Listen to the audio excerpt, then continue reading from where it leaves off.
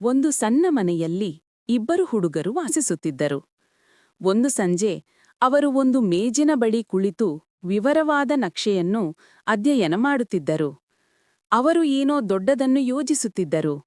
ಬಹಳ ಸಮಯ ಚರ್ಚಿಸಿದ ನಂತರ ಅವರು ಅಂತಿಮವಾಗಿ ನಗರದ ವಸ್ತುಸಂಗ್ರಹಾಲಯದಲ್ಲಿ ಇರಿಸಲಾಗಿದ್ದ ಪ್ರಸಿದ್ಧ ವಜ್ರವನ್ನು ಕದಿಯಲು ನಿರ್ಧರಿಸಿದರು. ಅವರ ಯೋಜನೆ ಸಿದ್ಧವಾದ ನಂತರ ಒಬ್ಬ ಹುಡುಗ ನೀರು ಕುಡಿಯಲು ಹೋದನು.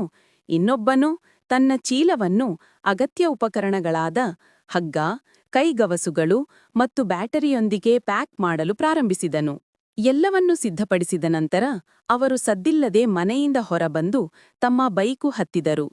ಇಬ್ಬರೂ ಒಂದೇ ಬೈಕಿನ ಮೇಲೆ ಕುಳಿತು ಹೆದ್ದಾರಿಯ ಕಡೆಗೆ ಸವಾರಿ ಮಾಡಿದರು. ರಸ್ತೆ ಉದ್ದ ಮತ್ತು ಕತ್ತಲೆಯಾಗಿತ್ತು, ಆದರೆ ಅವರು ನಿಲ್ಲದೆ ಮುಂದುವರೆದರು. ಸ್ವಲ್ಪ ಸಮಯದ ನಂತರ ಅವರು ಅಂತಿಮವಾಗಿ ವಸ್ತುಸಂಗ್ರಹಾಲಯವೊಂದು ತಲುಪಿದರು.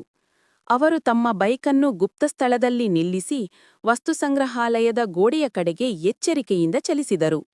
ಕಾಣದಂತೆ ಅವರು ಕೆಲವು ಕ್ಷಣಗಳ ಕಾಲ ಗೋಡೆಯ ಹಿಂದೆ ಅಡಗಿಕೊಂಡರು.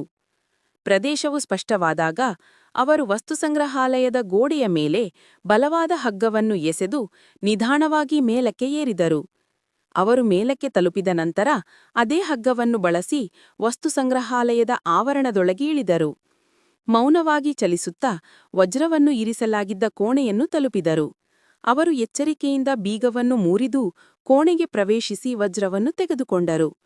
ಒಬ್ಬ ಹುಡುಗ ಅದನ್ನು ತನ್ನ ಚೀಲದೊಳಗೆ ಸುರಕ್ಷಿತವಾಗಿ ಇಟ್ಟನು. ವಸ್ತುಸಂಗ್ರಹಾಲಯದ ಒಳಗೆ ಒಂದು ರಹಸ್ಯ ಭೂಗತ ಮಾರ್ಗವೂ ಇತ್ತು. ಅವರು ತಮ್ಮ ಹಗ್ಗವನ್ನು ಬಳಸಿಕೊಂಡು ಭೂಗತಕ್ಕೆ ಇಳಿದು ಸುರಂಗದ ಮೂಲಕ ಚಲಿಸಿ ಇನ್ನೊಂದು ತುದಿಯಲ್ಲಿ ಹೊರಬಂದರು, ವಸ್ತುಸಂಗ್ರಹಾಲಯದ ಹೊರಗೆ.